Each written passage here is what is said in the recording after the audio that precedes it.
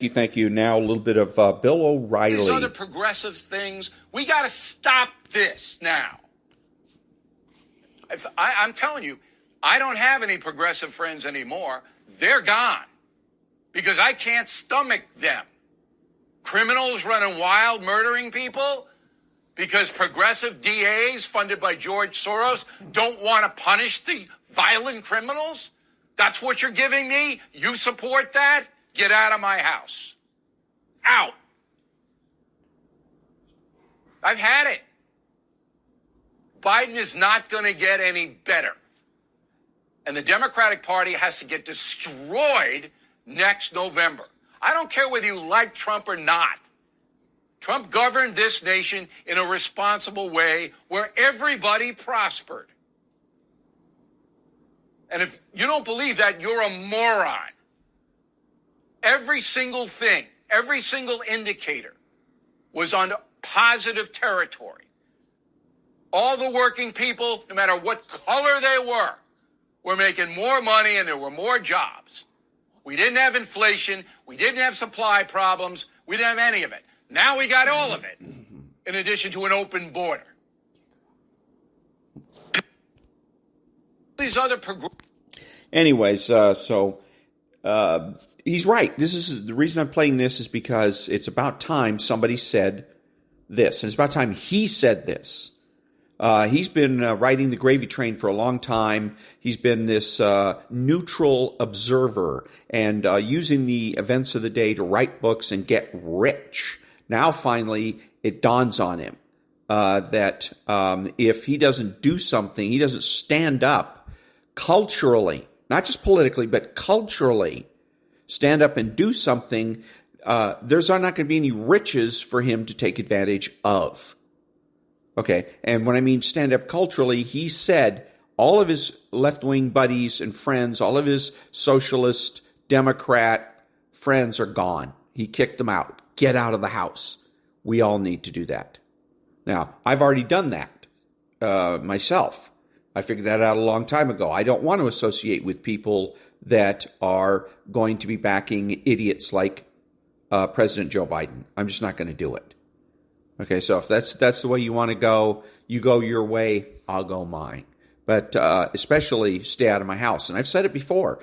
If you have a neighbor that's like that, if you have a neighbor that, for instance, decides that they're going to trans their kid and butcher them up and put them on all kinds of medications, I'm not going to have anything to do with him.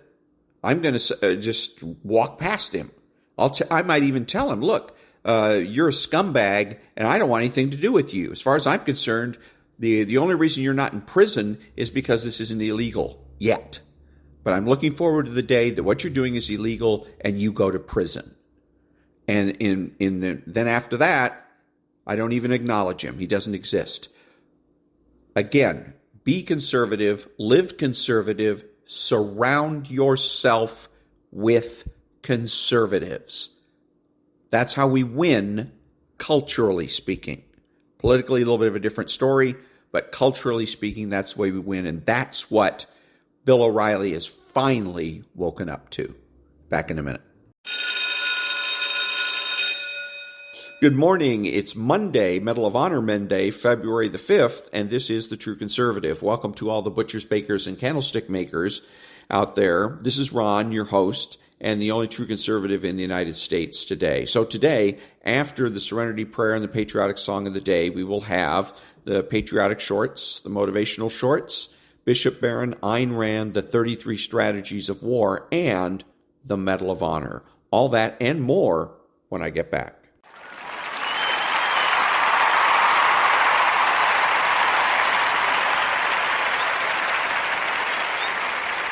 God grant me the serenity to accept the things I should not change, the courage to change the things I should, and the wisdom to know the difference. Amen.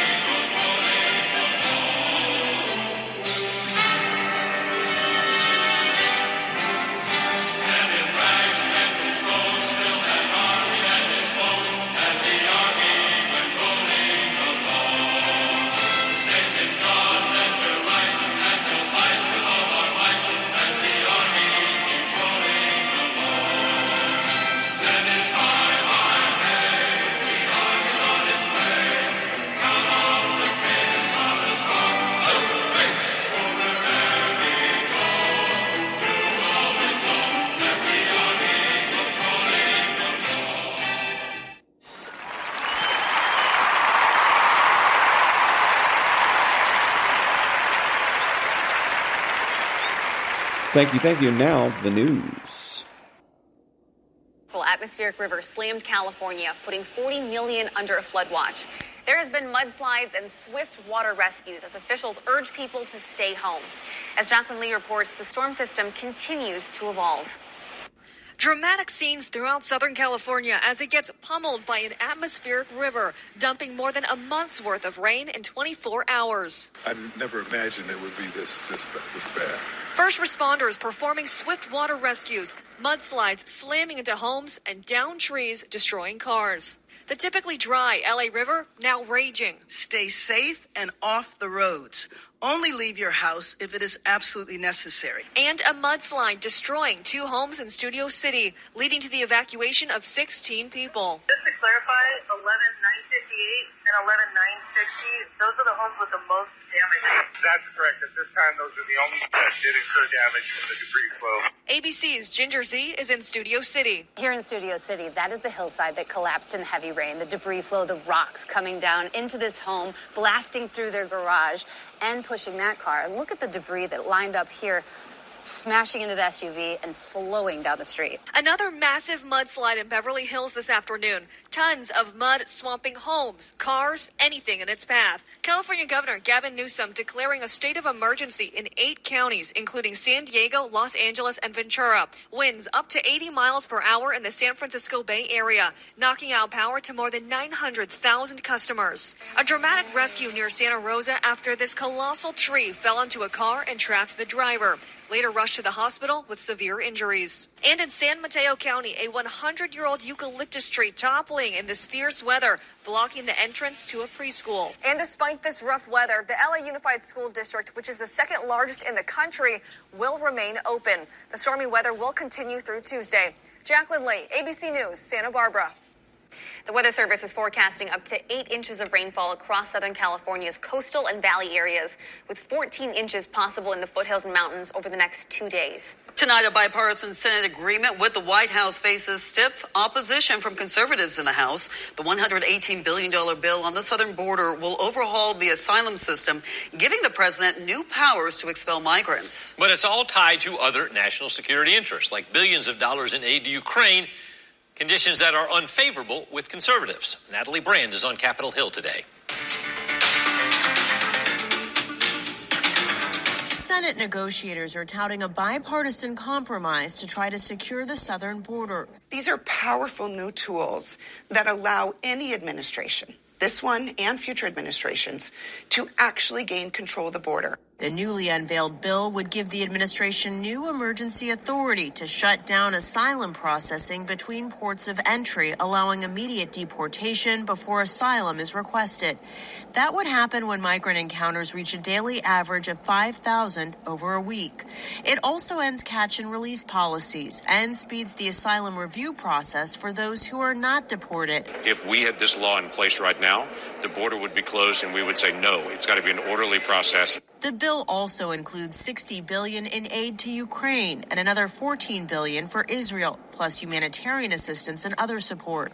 If enacted, the bipartisan compromise would be the first major update to the nation's immigration system in more than 3 decades. Muzaffar Shishti, a senior fellow with the Migration Policy Institute, says election year politics could complicate the bill's passage. The extreme right and the extreme left may actually be responsible for the demise of anything that happens here. Former President Trump has already come out against the bill, and House Speaker Mike Johnson said it's dead on arrival in the House. If it passes the Senate, what is your message to House Republicans? Yeah, my focus has been let's get something done. But the worst case scenario is just to keep the status quo on it, because every American, regardless of political party, looks at it and says this is chaos. A test vote in the Senate is expected as early as Wednesday.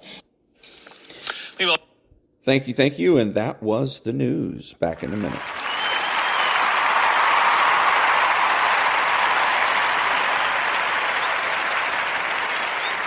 Thank you. Now, the patriotic shorts.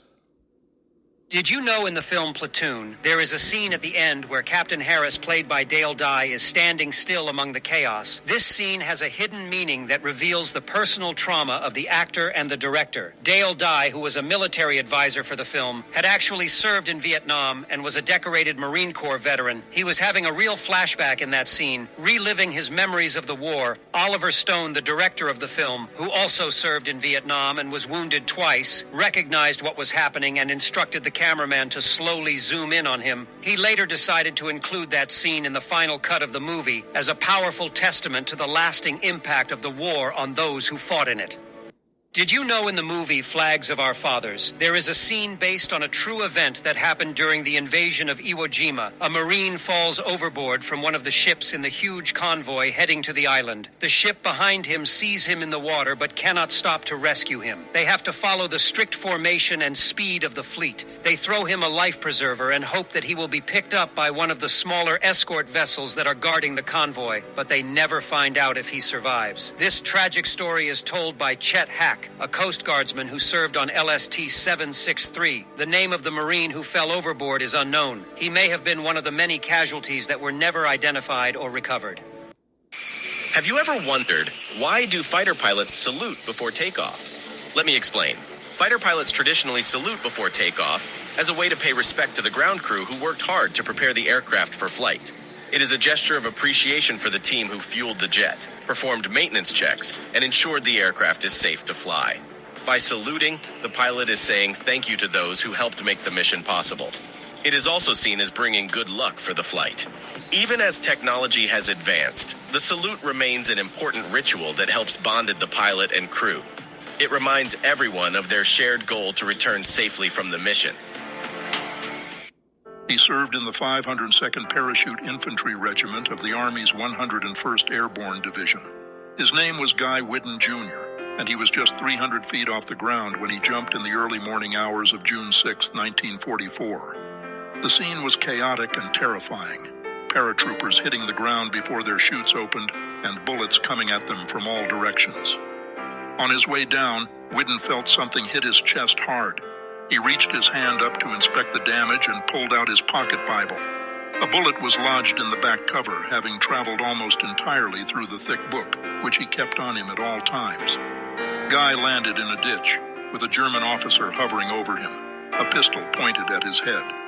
The officer stared at Whidden for a moment, and then, inexplicably, surrendered the gun to him. He said in broken English that Whidden reminded the officer of one of his sons. Guy Whidden Jr. passed away in 2022 at the age of 99.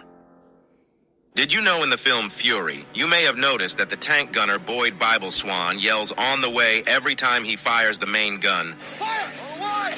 Fire! On the line! Fire! On the line!" This is not just a personal habit, but a standard procedure for a U.S. Army tank gunner. The purpose of this call is to warn the rest of the crew that the gun is about to fire, and to signal the loader to move away from the breech of the gun, which recoils back after each shot. The recoil can injure the loader if he is not careful or interfere with his loading speed. By saying "on the way," the gunner also lets the commander and the driver know that the target has been engaged, and they can adjust their position or tactics accordingly. Did you know in the film Pearl Harbor, Captain Mervyn Bennion is depicted as dying in the arms of cook Doris Dory Miller after a bomb explodes on USS West Virginia? However, this is not what really happened. According to historical records, Captain Bennion was mortally wounded by shrapnel from a bomb that hit the nearby USS Tennessee. Miller and some other sailors tried to carry him to a safer place, but Bennion refused to abandon his post. He continued to give orders and encourage his men while holding his bleeding abdomen with one arm. He eventually succumbed to his injuries, but not before earning the respect and admiration of his crew and the Medal of Honor for his bravery and leadership.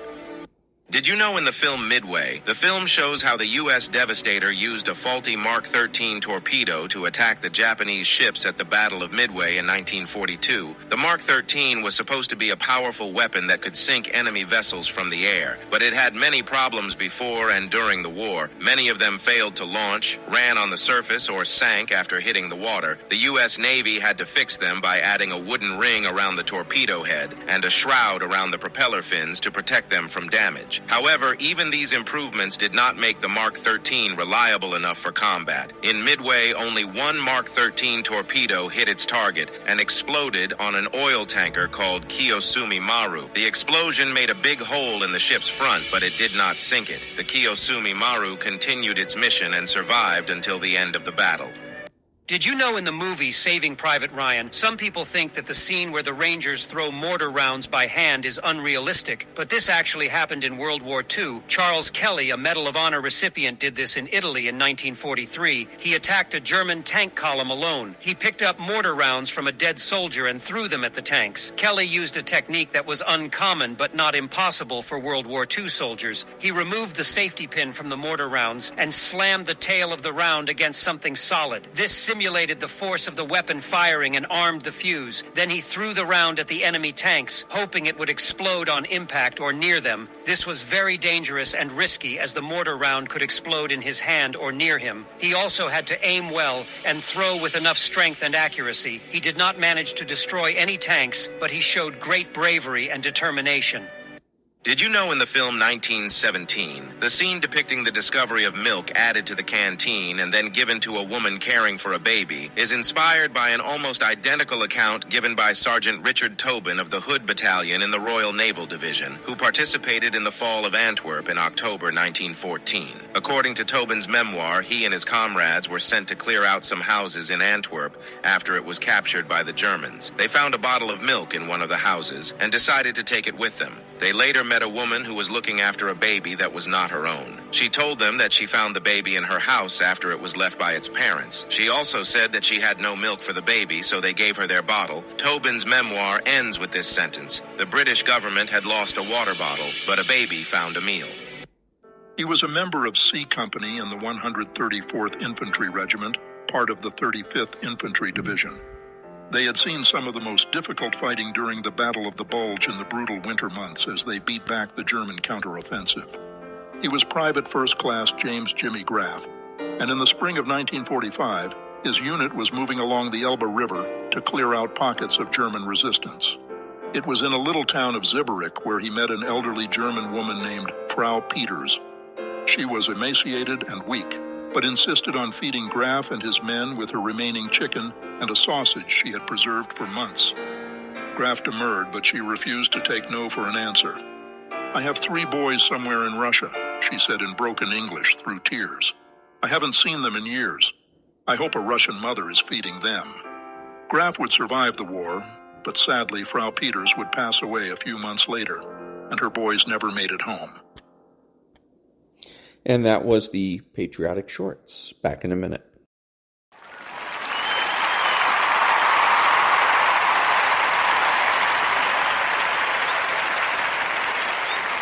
Thank you. And now, motivation.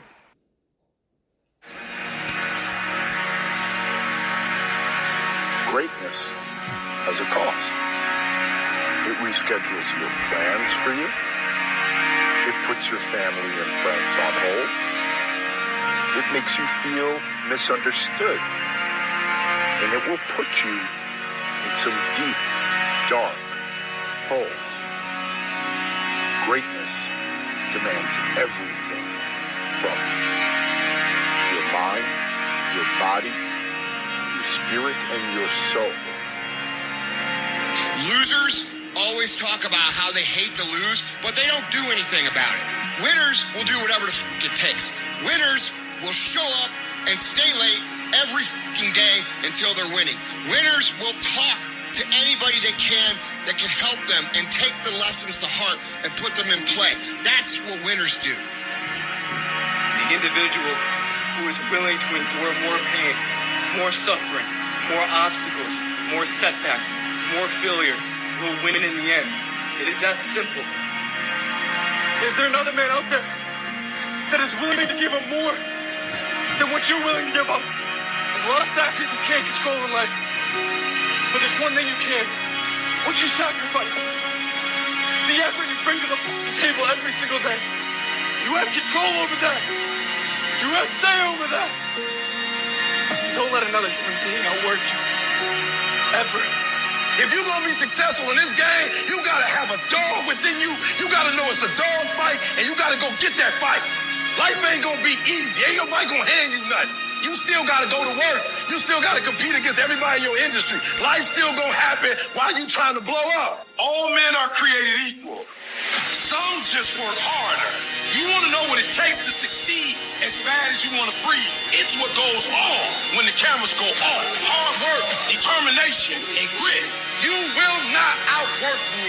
I will get up earlier than you. I will go to sleep later than you. I will put in more hours than you. I will read more than you. I will grow. I will do whatever it takes. What are you going to do to separate yourself? You got to learn how not to give up or how not to give in. And you got to understand that greatness is within you. And you got to pull it out. You got to climb every mountain. You got to climb. You got to. But whatever you do, you cannot give up. You cannot give in. Nobody ever said it would be easy. But I know greatness is within you. And you got what it takes. Everybody wants to rise, but nobody loves the process. Everybody wants to be a champion, but nobody's willing to put in the work that it takes to be a champion. It is the process of the grind that shapes you and forms you. It's not the game. You think you become a champion on the field? You don't. You become a champion when ain't nobody watching you. You're doing your own drills in your own way. You're doing what coach tell you to do, and you're doing your own stuff. You become a champion in your grind when nobody knows what you're doing. When you put in those extra reps. If you want to be a diamond, you must go through extreme pressure.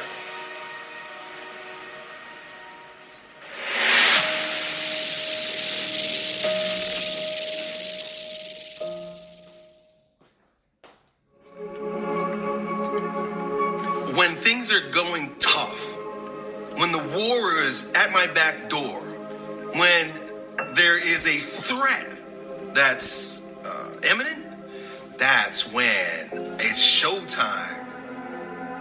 And the problem with some of you in this room, you don't have no drive. You ain't got nothing pushing you. You ain't got no reason for waking up in the morning. You ain't got no reason for pushing past that pain. You have no reason. You got to get messed up sometime. You got to get dirty. You got to get your feelings hurt. You got to get disappointed. You got to get told no. You're going to ask somebody for some money. He going to tell you no. That's just dirt. You will fail. You will likely fail often. It will be painful. It will be discouraging. At times, it will test you to your very core. When things are going bad, there's going to be some good that will come from it. Don't get all bummed out. Don't get startled. Don't get frustrated. Take that issue, take that problem and turn it into something good. Go forward. You get mad because they talking about you. That's dirt. You get mad because you lost your mama. That's dirt. But show me something that has grown into something beautiful that didn't have no dirt on it. Who are you on those days you don't want to do things? It's easy to conquer when it's good weather. You got good sleep. Work's going good. The family's good. You feel great. Your body's not injured. Those are the easy days to conquer. But who are you on those days when all hell's broke loose? Your body's f***ed up. You're sore. You're depressed. You're miserable. You're not the favorite person at school. You might be getting bullied. You might be falling behind in life. Who are you on those days when shit's all f***ed up? That's the great divide. Those people who get up on those days when everything's f***ed up and still grind, that's the separator right there. For a diamond to be produced, it has to go through extreme pressure, extreme heat. And if that wasn't enough, what makes a diamond is the cut. If you want to be a diamond, you must go through extreme pressure. If you can't take pressure, then you're not a diamond. After you go through all the pressure you thought you could not handle, and you think it's over, then they turn on the heat. If you want a thing bad enough to go out and fight for it, to work day and night for it, to give up your time, your peace, and your sleep for it, if all that you dream and scheme is about it, and life seems useless and worthless without it, and if you gladly sweat for it and fret for it and plan for it and lose all your the opposition for it. And if you simply go after that thing that you want with all of your capacity, strength and sagacity, faith, hope, and confidence, and stern pertinacity, if neither cold poverty, famish, or gulf, sickness, or pain, or body and brain can keep you away from the thing that you want, if dogged and grim, you besiege and beset it, with the help of God, you'll get it.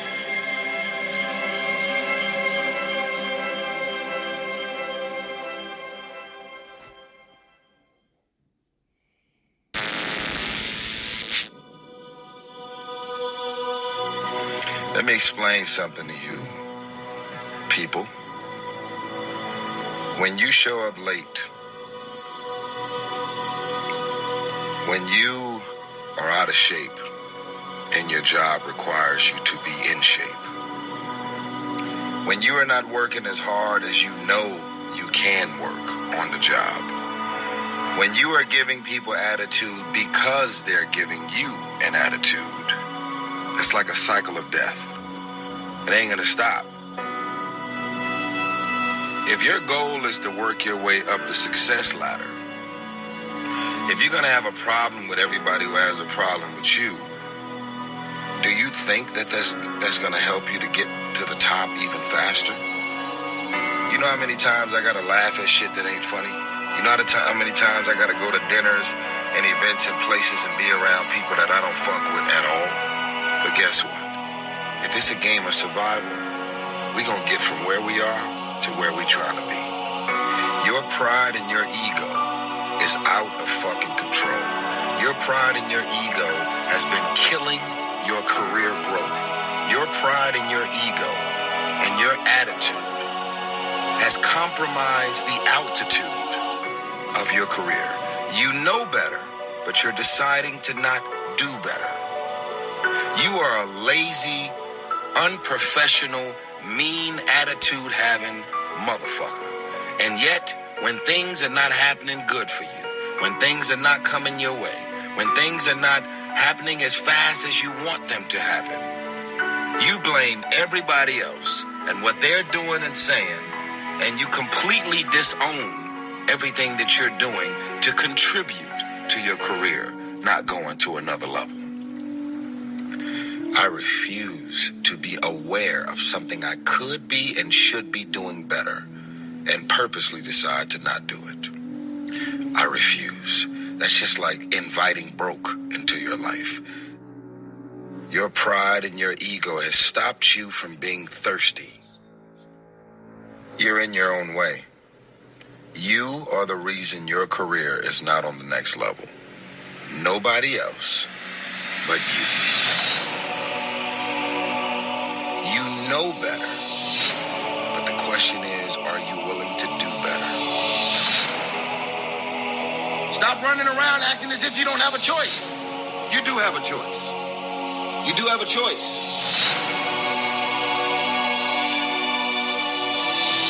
You decided that those are your friends. You decided that those are the people that you want to spend time with. You decided this is what you wanted to do with your day. Stop running around acting as if you have nothing to do with the people, things, and situations in your life. Feeling good isn't just an opportunity. Feeling good is a responsibility. And that was the motivation. Back in a minute.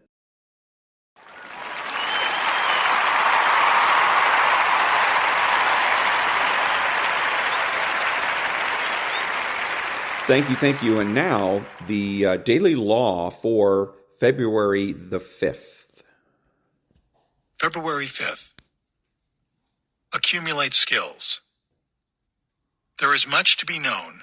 Life is short, and life is not life without knowledge. Baltasar Gracian. Your main goal in the apprenticeship phase must be to learn and accumulate as many real-life skills as possible, particularly in areas that personally excite and stimulate you. If later in life your career path changes or your skills are less relevant, you will know how to adapt, adjusting the skills you have and knowing how to learn more. Mastery was once an arduous process, because the necessary information to attain skills was not something that was shared.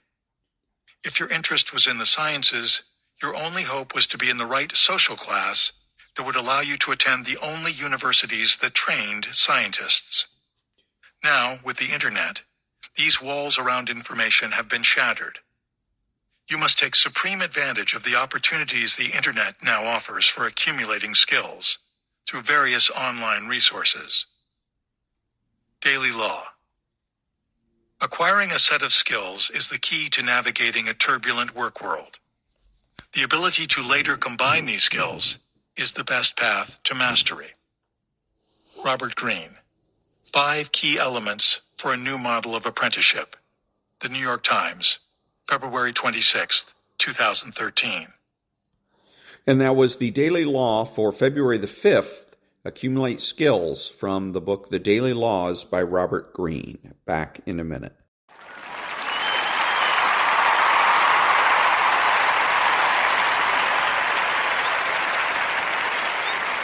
Thank you. And now, Bishop Robert Barron. What burdens us? What's the burden of life? It's this old lie that we will become happy if we just get enough of the goods of the world. If we can just draw enough into ourselves and hang on to it, then I'll be happy. I will not be happy. On the contrary. What do we all want? Well, this lovely word here, rest, it doesn't mean like lying in a hammock. It means fulfillment. It means peace. It means the joy that we all want. How do you get it? You get it by imitating the rhythms and dynamics of the divine life. Come to me, the Lord says. All you who are burdened by this lie you've been told, and in me you'll find rest. And that was Bishop Robert Barron. Back in a minute.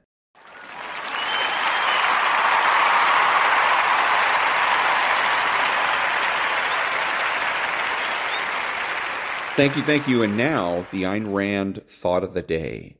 Quote, nothing is given to man automatically, neither knowledge, nor self-confidence, nor inner serenity, nor the right way to use his mind. Every value he needs or wants has to be discovered, learned, and acquired, even the proper posture of his body, unquote. And that was the Ayn Rand thought of the day. Back in a minute.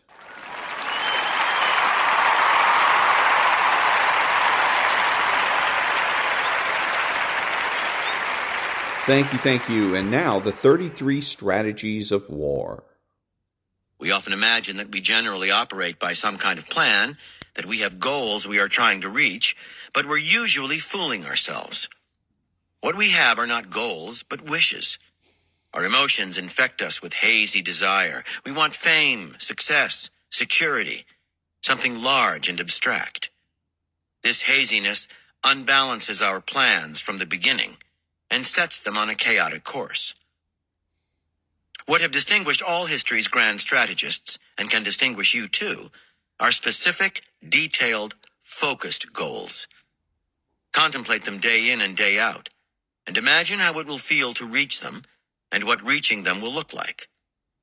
By a psychological law peculiar to humans, clearly visualizing them this way will turn into a self-fulfilling prophecy. Having clear objectives was crucial to Napoleon. He visualized his goals in intense detail. At the beginning of a campaign, he could see its last battle clearly in his mind. Examining a map with his aides, he would point to the exact spot where it would end. A ridiculous prediction, it might seem, since not only is war in any period subject to chance and to whatever the enemy comes up with to surprise you, but the maps of Napoleon's era were notoriously unreliable. Yet time and again, his predictions would prove uncannily correct. He would also visualize the campaign's aftermath.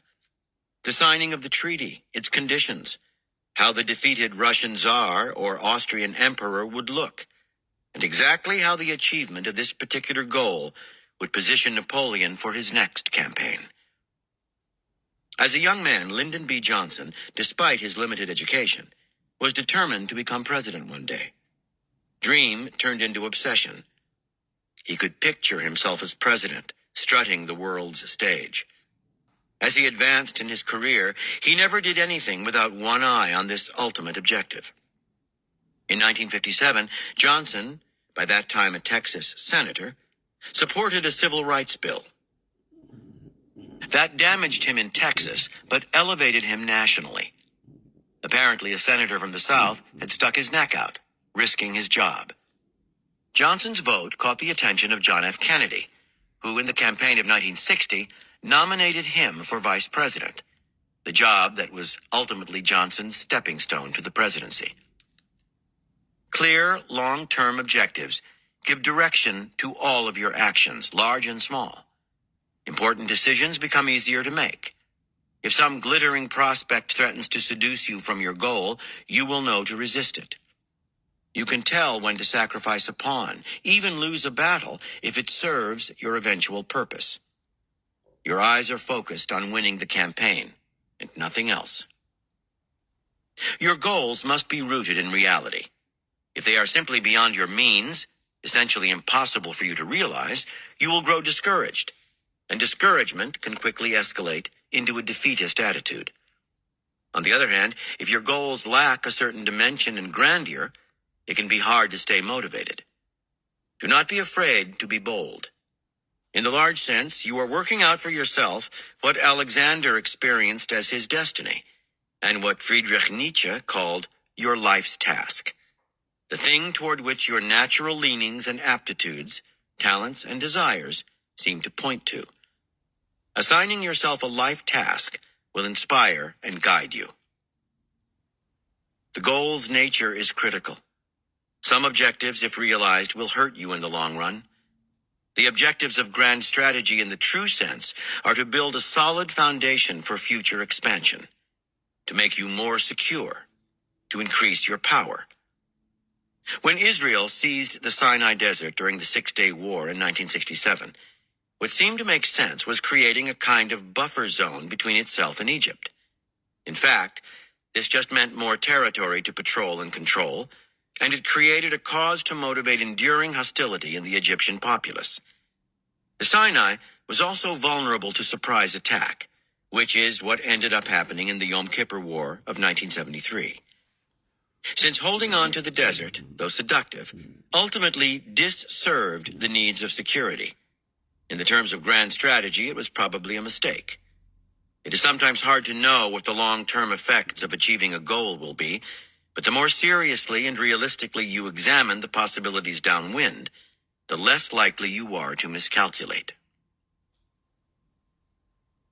Widen your perspective. Grand strategy is a function of vision, of seeing further in time and space than the enemy does. The process of foresight is unnatural. We can only ever live in the present, which is the ground for our consciousness, and our subjective experiences and desires narrow the scope of our vision. They are like a prison we inhabit. Your task as a grand strategist is to force yourself to widen your view, to take in more of the world around you, to see things for what they are and for how they may play out in the future, not for how you wish them to be. Every event has a reason, a causal chain of relationships that made it happen. You have to dig deep into that reality instead of seeing only the surfaces of things. The closer you get to objectivity, the better your strategies and the easier the path to your goals. You can take a step in this direction by always trying to look at the world through the eyes of other people, including most definitely your enemy, before engaging in war. Your own cultural preconceptions are a major hindrance to seeing the world objectively. Looking through other people's eyes is not a question of political correctness or of some soft, hazy sensitivity. It makes your strategies more effective. During the Vietnam War, the North Vietnamese intensely studied the American cultural scene. They looked for shifts in public opinion and strained to understand the U.S. political system and the social effects of television. American strategists, on the other hand, revealed an absolutely minimal understanding of the alien cultures of Vietnam, whether the South Vietnamese culture they were supporting or the North Vietnamese culture they were trying to fight. Blinded by their obsession with stopping the spread of communism, they failed to note the far deeper influences of culture and religion on the North Vietnamese way of fighting. Theirs was a grand strategic blunder of the highest order. Grand Grand strategists keep sensitive antennae attuned to the politics of any situation. Politics is the art of promoting and protecting your own interests. You might think it was largely a question of parties and factions, but every individual is, among other things, a political creature seeking to secure his or her own position. Your behavior in the world always has political consequences in that the people around you will analyze it in terms of whether it helps or harms them. To win the battle at the cost of alienating potential allies or creating intractable enemies is never wise. Taking politics into account, you must figure out your grand strategy with a mind to gaining support from other people, to creating and strengthening a base. In the Roman Civil War in 49 BC, Julius Caesar faced off against Pompey, who was then the more experienced military man. Caesar gained the edge by planning his maneuvers with an eye to their effect on public opinion in Rome. Lacking support in the Senate, he built support among the general public. Caesar was a brilliant political animal, and what made him so was his grasp of the public psyche. He understood their self-interest and shaped his strategies accordingly. Being political means understanding people, seeing through their eyes. Sever the roots. In a society dominated by appearances, the real source of a problem is sometimes hard to grasp. To work out a grand strategy against an enemy, you have to know what motivates him, or is the source of his power. Too many wars and battles drag on because neither side knows how to strike at the other's roots. As a grand strategist, you must expand your vision not only far and wide, but under. Think hard, dig deep. Do not take appearances for reality. Uncover the roots of the trouble, and you can strategize to sever them, ending the war or problem with finality. When the Carthaginian general Hannibal invaded Italy in 218 BC, various Roman generals strained to defeat him, but none was effective. The Roman general, later called Scipio Africanus, looked at the situation differently. The problem wasn't Hannibal himself, or his base in Spain, or his ability to restock his supplies by sea from Carthage. The problem was Carthage itself. This was a country with an intractable hatred of Rome, and a long power struggle had endured between the two. Instead of taking on Hannibal, a brilliant military man in Italy then, Scipio invaded Carthage, forcing Hannibal to leave Italy to defend his homeland. The attack on Carthage was more than a mere feint to draw Hannibal away. It was a sizable invasion. Scipio's grand strategy worked to perfection. Not only did he defeat Hannibal in battle, he destroyed Carthage as a rival power, permanently ending its ability to stand up to Rome. And that was the next part of Chapter 12, Lose the Battles, but Win the War. Back in a minute.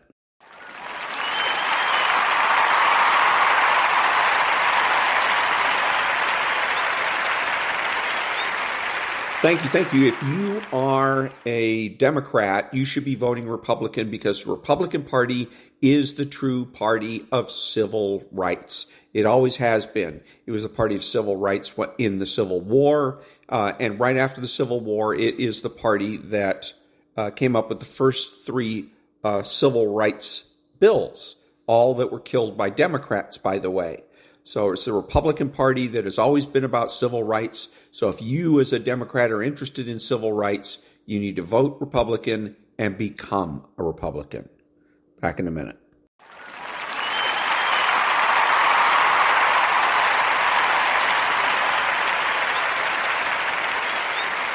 Thank you. Now on Maria Bartiromo, you got to listen to this. This is outrageous. Welcome back. A dangerous weather system set to hit California now. Cheryl Cassoni with all the details. Cheryl. It's starting, Maria. The first ever hurricane alert has been issued for Central California, with 97% of the state's residents facing flash flooding warnings. A bomb cyclone is hitting the state. Los Angeles, Santa Barbara expected to get really hit the hardest. Heavy rains, mudslides, flooded roads, and power outages are forecast. And actually, a new report just saying that at this point, more than 500,000 homes in California are now without power. In particular, Beverly Hills is really getting hit right now. We'll update you, of course, on that story. So all of that is fine, except for when they said a hurricane warning.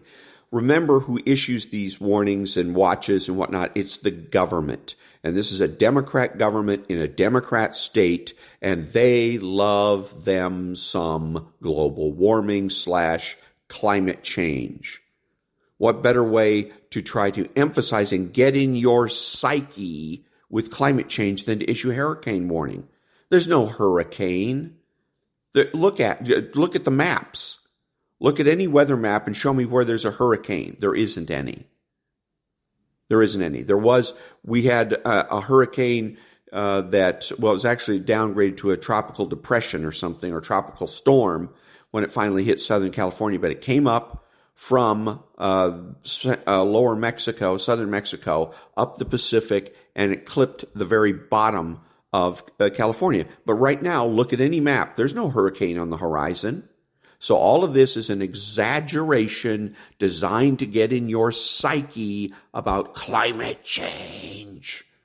Don't be fooled. And remember, the weakness in their climate change argument is carbon dioxide. Even if there was climate change, it's not caused by carbon dioxide, because carbon dioxide travels along the ground. So, you like the way our beavers swim, back do in you? a minute.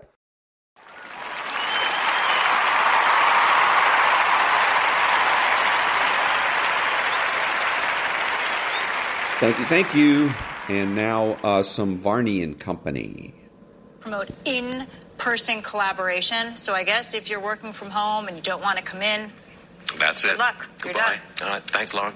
Now take a look at this op-ed from the Wall Street Journal editorial board. It says, climateers are coming for your tires.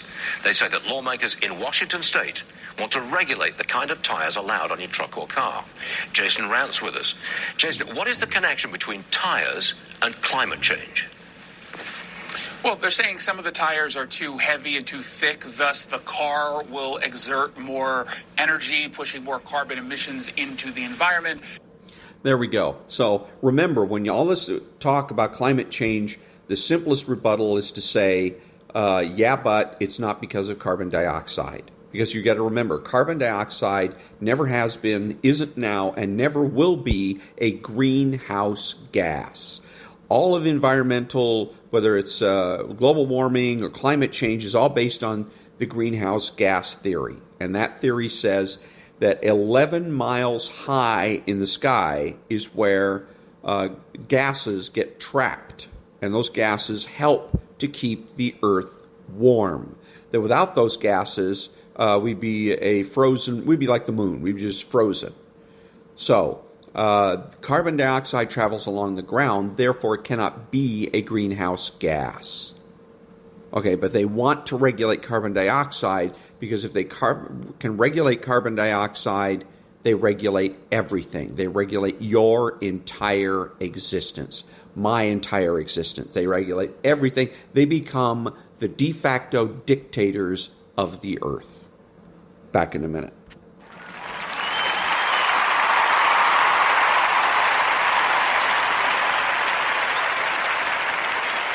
Thank you. And now, former President George W. Bush presents the Medal of Honor.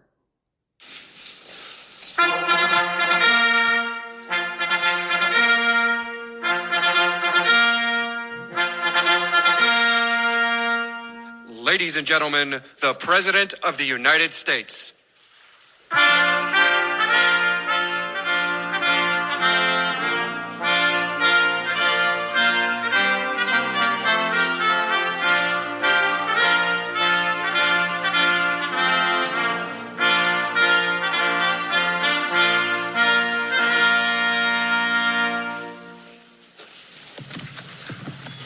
Let us pray. Almighty God, you are the shepherd of our soul, our strength and a high tower, an ever-present sanctuary in time of need. We place our trust in you. Today, we are deeply privileged to honor an extraordinary American, Lieutenant Colonel retired Bruce Crandall. His lifetime of service to his fellow soldiers, the United States Army, and this great nation achieves the highest ideals of valor and heroism. We thank you for his supreme service. As the President recognizes Lieutenant Colonel Crandall's achievements, we pray that your divine blessing will rest on him and each member of his family. And following his example, enable each of us to renew our commitment to serving with honor and distinction. With humbleness of heart, we ask these petitions in your holy name. Amen. Amen. Please be seated.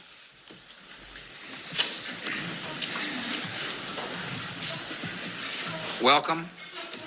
I am pleased that you all are here on a very special day. Presenting the Medal of Honor is one of the great privileges for the President. The medal is the highest military decoration a president can confer. This medal is awarded for actions above and beyond the call of duty. Today, I'm proud to bestow this medal on a daring pilot, a devoted soldier, and a selfless leader, Lieutenant Colonel Bruce Crandall. I welcome Bruce and his wife Arlene back to the White House. I congratulate you on 50 years of marriage. She must be a patient woman.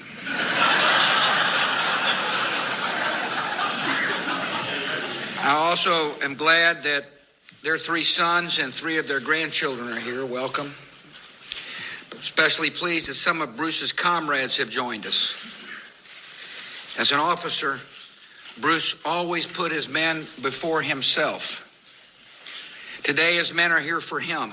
And this afternoon, 41 years after his heroic actions in Vietnam, America recognizes Bruce Crandall with our highest award for valor, the Medal of Honor. I appreciate Secretary of Defense Bob Gates joining us today. Mr. Secretary, you're always welcome here at the White House. I appreciate the Secretary of Veterans Affairs, Jim Nicholson. Welcome.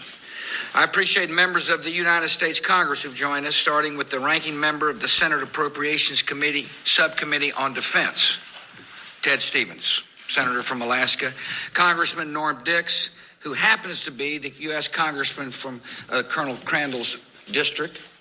Congressman, welcome. Congressman Jim Marshall, Congressman Patrick Murphy, we are glad you're here. Thank you for coming. Appreciate very much Dr. Fran Harvey, the Secretary of the Army, General Pete Pace, Chairman of the Joint Chiefs, General Pete Schoolmaker, Chief of Staff of the United States Army. Thank all the other members of the military who joined us. I particularly want to say thanks and welcome to the Medal of Honor recipients who are with us today: Harvey Barney Barnum, Bob Foley, Jack Jacobs, Joe Mann, Bob Patterson, Al Rascone, Gordon Roberts, and Brian Thacker. Welcome. I appreciate the families, friends, and comrades of Bruce Crandall.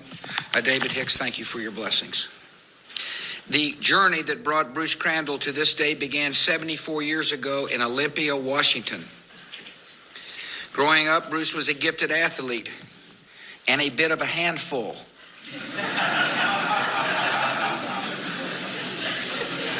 A teacher once observed that he had, quote, a unique ability to get into trouble and out of trouble without any trouble at all.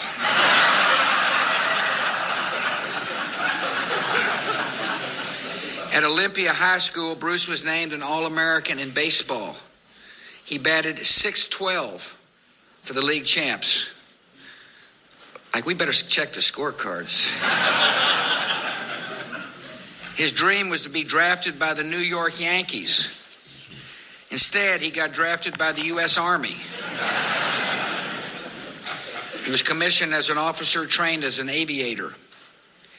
His early career took him on mapping missions over Alaska and North Africa and Latin America. In 1963, he reported to Fort Benning to help lead a new unit that would become known as the Air Cavalry.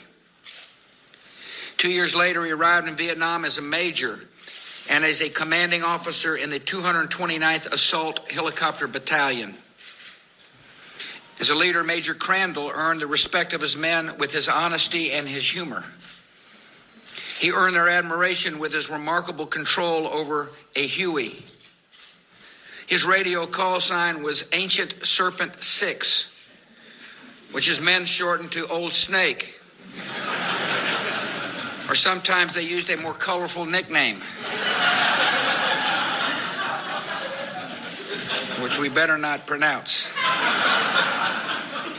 On the morning of November 14th, 1965, Major Crandall's unit was transporting a battalion of soldiers to a remote spot in the Yadrang Valley to a landing zone called X-Ray. After several routine lifts into the area, the men on the ground came under a massive attack from the North Vietnamese Army. On Major Crandall's next flight, 3 soldiers on his helicopter were killed, 3 more were wounded. But instead of lifting off to safety, Major Crandall kept his chopper on the ground in the direct line of enemy fire so that 4 wounded soldiers could be loaded aboard. Major Crandall flew the men back to base where the injuries could be treated. At that point, he had fulfilled his mission. But he knew that soldiers on the ground were outnumbered and low on ammunition. So Major Crandall decided to fly back into X-Ray.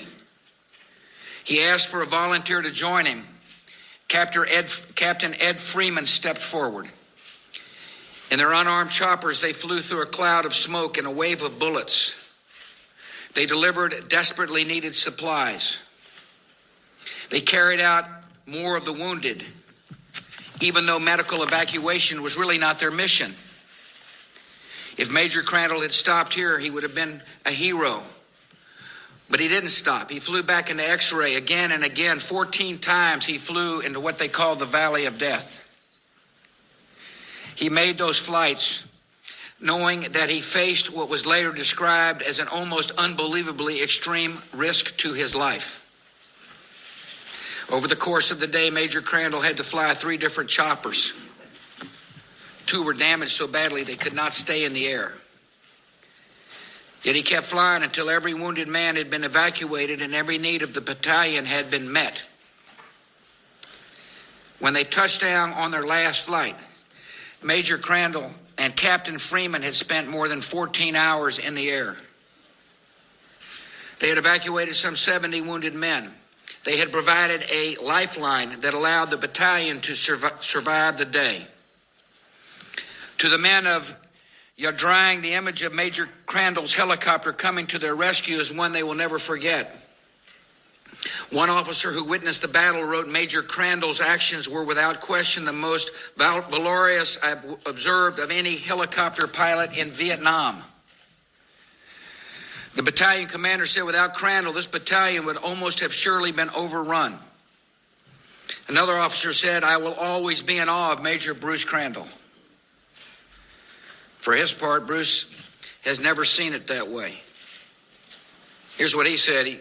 There was never a consideration that we would not go into those landing zones. They were my people down there, and they trusted in me to come and get them. As the years have passed, Bruce Crandall's character and leadership have only grown clearer. He went on to make more rescue flights in Vietnam. He served his second tour, and he retired from the Army as a lieutenant colonel. As a private citizen, he's continued to serve. He's worked in local government. He speaks to students all across our country. One of his favorite stops is Midland, Texas. Happens where Laura and I grew up. In fact, he'd been to Midland so many times, they gave him the key of the city. It's not exactly the Medal of Honor.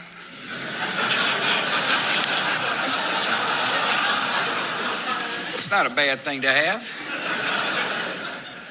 Maybe one day I'll get a key to the city. A few years ago, Bruce learned he was being considered for our nation's highest military distinction. When he found out that Captain Freeman had also been nominated, Bruce insisted that his own name be withdrawn. If only one of them were to receive the Medal of Honor, he wanted it to be his wingman. So when I presented the medal to Captain Freeman in 2001, Bruce was here in the White House. Captain Freeman wished he were here today, but he got snowed in Iowa, but his spirit's with us. And today, the story comes to its rightful conclusion. Bruce Crandall received the honor he always deserved. In men like Bruce Crandall, we really see the best of America. He and his fellow soldiers were brave, brave folks. They were as noble and selfless as any who have ever worn our nation's uniform. On this day of pride, we remember their comrades who gave their lives and those who are still missing. We remember the terrible telegrams that arrived at Fort Benning, the families devastated, the children who traced their father's name on panel 3 east of the Vietnam Memorial Wall.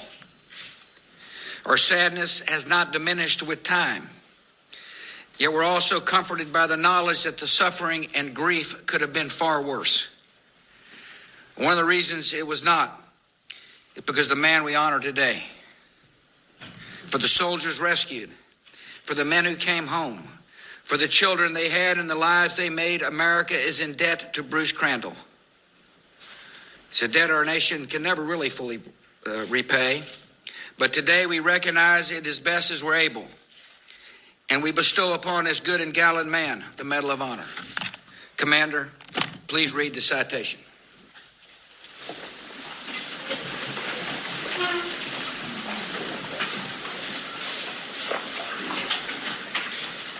The President of the United States of America, authorized by Act of Congress, March 3, 1863, has awarded in the name of Congress the Medal of Honor to Major Bruce P. Crandall, United States Army, for conspicuous gallantry and intrepidity at the risk of his life above and beyond the call of duty. Major Bruce P. Crandall distinguished himself by extraordinary heroism as a flight commander in the Republic of Vietnam while serving with Company A, 229th Assault Helicopter Battalion, 1st Cavalry Division, Air Mobile. On 14 November 1965, his flight of 16 helicopters was lifting troops for a search and destroy mission from Plai Mae, Vietnam, to Landing Zone X-Ray in the Ia Drang Valley. On the fourth troop lift, the airlift began to take enemy fire, and by the time the aircraft had refueled and returned for the next troop lift, the enemy had Landing Zone X-Ray targeted. As Major Crandall and the first 8 helicopters landed to discharge troops on his 5th troop lift, his unarmed helicopter came under such intense enemy fire that the ground commander ordered the second flight of 8 aircraft to abort their mission. As Major Crandall flew back to Plai Mae, his base of operations, he determined that the ground commander of the besieged infantry battalion desperately needed more ammunition. Major Crandall then decided to adjust his base of operations to Artillery Fire Base Falcon in order to shorten the flight distance to deliver ammunition and evacuate wounded soldiers. While medical evacuation was not his mission, he immediately sought volunteers and, with complete disregard for his own personal safety, led the 2 aircraft to Landing Zone X-Ray. Despite the fact that the landing zone was still under relentless enemy fire, Major Crandall landed and proceeded to supervise the loading of seriously wounded soldiers aboard his aircraft. Major Crandall's voluntary decision to land under the most extreme fire instilled in the other pilots the will and spirit to continue to land their own aircraft, and in the ground forces, the realization that they would be resupplied and that friendly wounded would be promptly evacuated. This greatly enhanced morale and the will to fight at a critical time. After his first medical evacuation, Major Crandall continued to fly into and out of the landing zone throughout the day and into the evening. That day, he completed a total of 22 flights, most under intense enemy fire, retiring from the battlefield only after all possible service had been rendered to the infantry battalion. His actions provided critical resupply of ammunition and evacuation of the wounded. Major Crandall's daring acts of bravery and courage in the face of an overwhelming and determined enemy are in keeping with the highest traditions of the military service and reflect great credit upon himself, his unit, and the United States Army.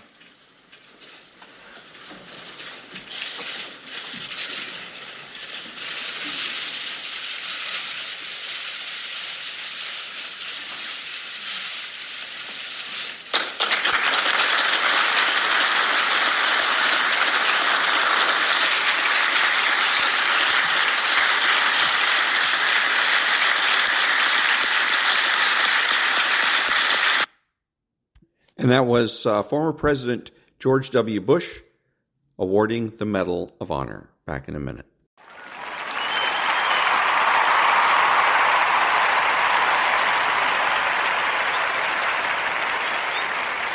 Thank you. This is Ron, your host, the only true conservative in the United States today, bidding adios to all the butchers, bakers, and candlestick makers out there and reminding you that you are not neutral and that the government has no rights.